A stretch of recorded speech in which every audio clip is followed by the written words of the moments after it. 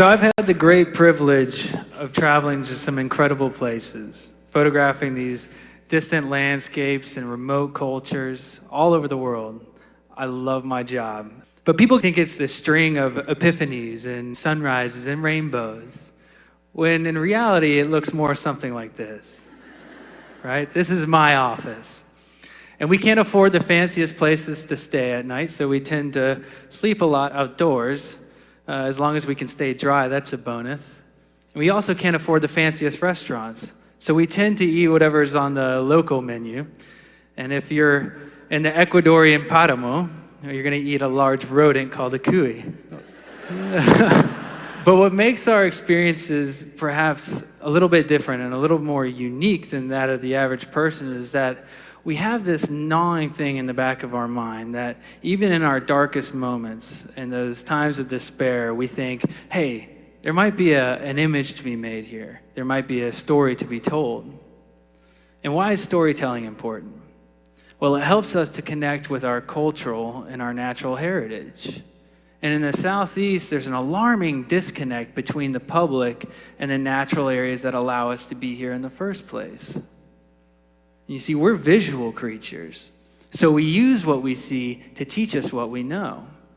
Now, the majority of us aren't going to willingly go wade out into a swamp, right? So how can we still expect those same people to then advocate on behalf of their protection? We can't. So my job then is to use photography as a communication tool to help bridge the gap between the science and the aesthetics, to get people talking, to get them thinking, and to hopefully, ultimately, get them caring. Now, I started doing this 15 years ago, right here in Gainesville, right here in my backyard. And I fell in love with adventure and discovery, going to explore all these different places that were just minutes from my front doorstep. There's a lot of beautiful places to find. Despite all these years that have passed, I still see the world through the eyes of a child, and I try to incorporate that sense of wonderment and that sense of curiosity into my photography as often as I can. And we're pretty lucky because here in the South, we're still blessed with a relatively blank canvas that we can fill with the most fanciful adventures and incredible experiences. It's just a matter of how far our imagination will take us. See, a lot of people look at this and they say, oh yeah, wow, okay, that's a pretty tree. But I don't just see a tree. I look at this and I see opportunity. I see an entire weekend. Because when I was a kid, these are the types of images that got me off the sofa and dared me to explore, dared me to go find the woods and put my head underwater and see what we have.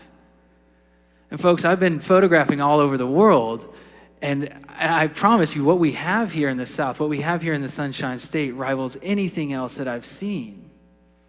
But yet our tourism industry is busy promoting all the wrong things. Before most kids are 12, they'll have been to Disney World more times than they've been in a canoe or camping under a starry sky. And I have nothing against Disney or Mickey. I used to go there too. But they're missing out on those fundamental connections that create a real sense of pride and ownership for the place that they call home. And this is compounded by the issue that the landscapes that define our natural heritage and fuel our aquifer for our drinking water have been deemed as scary and dangerous and spooky. See, when our ancestors first came here, they were warned, stay out of these areas. They're haunted. They're full of evil spirits and ghosts. I don't know where they came up with that idea. But it's actually led to a very real disconnect, a very real negative mentality that has kept the public disinterested, silent, and ultimately our environment at risk. You see, we're a state that's surrounded and defined by water, and yet for centuries, swamps and wetlands have been regarded as these obstacles to overcome. And so we've treated them as these second-class ecosystems because they have very little monetary value, and of course they're known to harbor alligators and snakes, which I'll admit, these aren't the most cuddly of ambassadors. So it became assumed then that the only good swamp was a drain swamp. And in fact, draining a swamp to make way for agriculture and development was considered the very essence of conservation not too long ago. But now we're backpedaling because the more we come to learn about these sodden landscapes, more secrets we're starting to unlock about interspecies relationships and the connectivity of habitats, watersheds, and flyways. Now take this bird, for example. This is the prothonotary warbler. I love this bird because it's a swamp bird, through and through, swamp bird. They nest and they mate and they breed in these old growth swamps and these flooded forests. And so after the spring, after they raise their young, they then fly thousands of miles over the Gulf of Mexico into Central and South America. And then after the winter, the spring rolls around and then they come back. They fly thousands of miles over the Gulf of Mexico. And where do they go? Where do they land? Right back in the same tree. That's nuts. This is a bird the size of a tennis ball. I mean, that's crazy.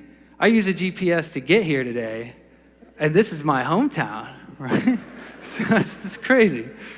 But so what happens then when this bird flies over the Gulf of Mexico into Central America for the winter, and then the spring rolls around and it flies back, and it comes back to this, a freshly sodded golf course. You know, this is a narrative that's all too commonly unraveling here in this state. And this is a natural process that's occurred for thousands of years, and we're just now learning about it. So you can imagine all else we have to learn about these landscapes if we just preserve them first. Now, despite all this rich life that abounds in these swamps, they still have a bad name.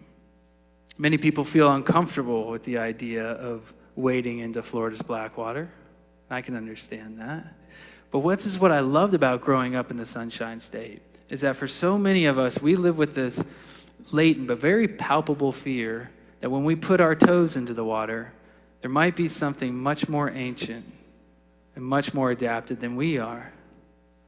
Knowing that you're not top dog is a welcome discomfort, I think. I mean, how often in this modern and urban and digital age do you actually get the chance to feel vulnerable? Or consider that the world may not have been made for just us. So for the last decade, I began seeking out these areas where the concrete yields to forest and the pines turn to cypress. And I viewed all these mosquitoes and reptiles, all these discomforts, as affirmations that I'd found true wilderness. And I embraced them wholly. Now, as a conservation photographer obsessed with Blackwater, it was only fitting that I'd eventually end up in the most famous swamp of all, the Everglades. As growing up here in north central Florida, it always had these enchanted names, places like Loxahatchee and Fakahatchee, Corkscrew, Big Cypress. I started what then turned into a 5-year project to hopefully reintroduce the Everglades in a new light, in a more inspired light. But I knew this was going to be a tall order because here you have an area that's roughly a third the size of the state of Florida. It's huge. And when I say Everglades, most people are like, oh, yeah, the national park. But the Everglades is not just a park. It's an entire watershed. It's starting with the Kissimmee chain of lakes in the north.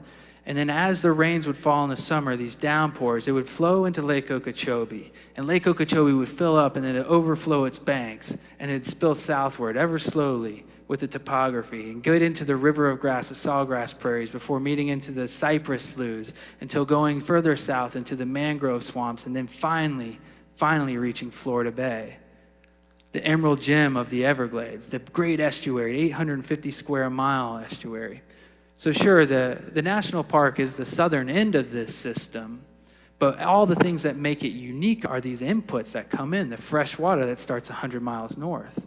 So no manner of these political or invisible boundaries protect the park from polluted water or insufficient water. And unfortunately, that's precisely what we've done. Over the last 60 years, we have drained, we have dammed, we have dredged the Everglades to where now only 1/3 of the water that used to reach the bay now reaches the bay today.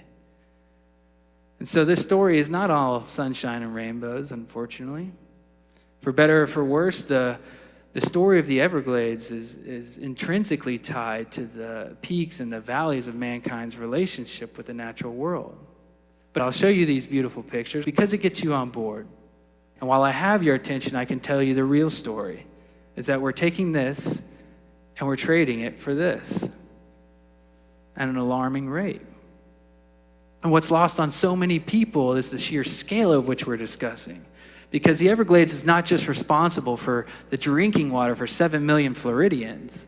Today, it also provides agricultural fields for the year-round tomatoes and oranges for over 300 million Americans. And it's that same seasonal pulse of water in the summer that built the river of grass 6,000 years ago. Ironically, today is also responsible for the over 500,000 acres of the endless river of sugarcane.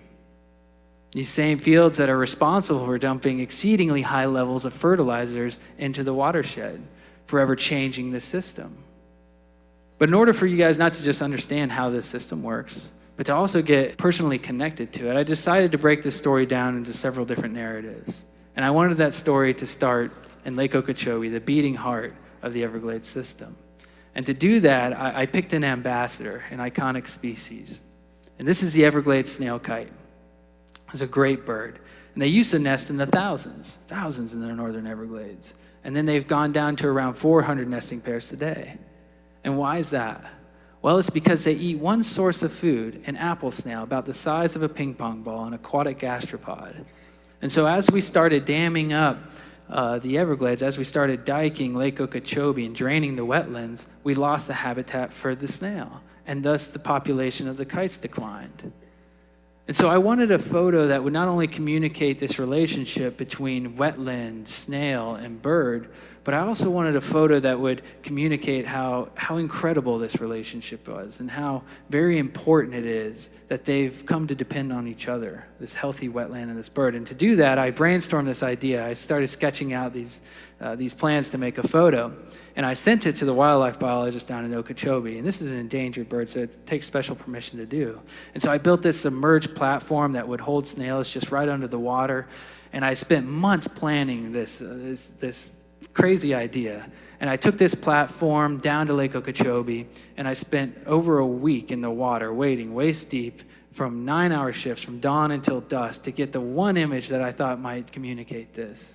And here's the day that it finally worked. After setting up the platform, I look off and I see a kite coming over the cattails. And I see him scanning and searching. And he gets right over the trap. And I see that he's eating it. And he beelines, he goes straight for the trap. And in that moment, all those months of planning, waiting, all the sunburn, mosquito bites, suddenly they're all worth it. Oh my gosh. I can't believe it. You can believe how excited I was when that happened. But what the idea was is that for someone who's never seen this bird and has no reason to care about it, the idea is that these photos, these new perspectives will help shed a little new light on just one species that makes this watershed so incredible, so valuable, so important. Now, I know I can't come here to Gainesville and talk to you about animals of the Everglades without talking about gators. I love gators. I grew up loving gators. My parents always said I had an unhealthy relationship with gators. But what I like about them is that they're like the freshwater equivalent to sharks. They are feared, they're hated, and they are tragically misunderstood. Because these are a unique species. They're not just apex predators.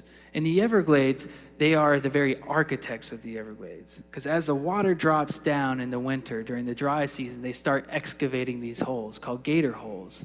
And they do this because as the water drops down, they'll be able to stay wet and they'll be able to forage. And now this isn't just affecting them. Other animals also depend on this relationship, so they become a keystone species as well. So how do you make an apex predator, an ancient reptile, at once look like it dominates the system, but at the same time look vulnerable?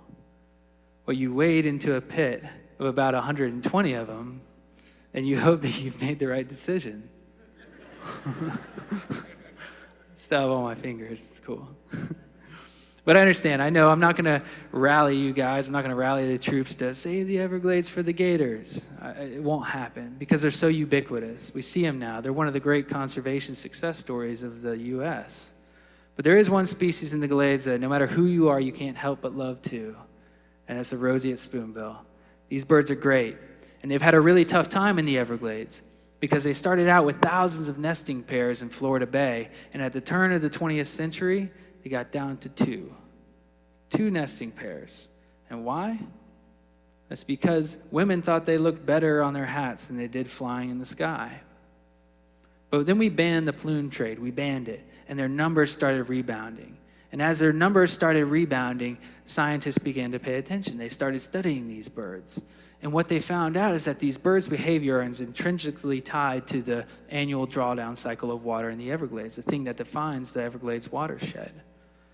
And what they found out is that these birds started nesting in the winter as the water drew down because they're tactile feeders, so they have to touch whatever they eat.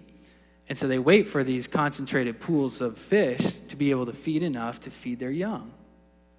So these birds became the very icon of the Everglades, an indicator species of the overall health of the system.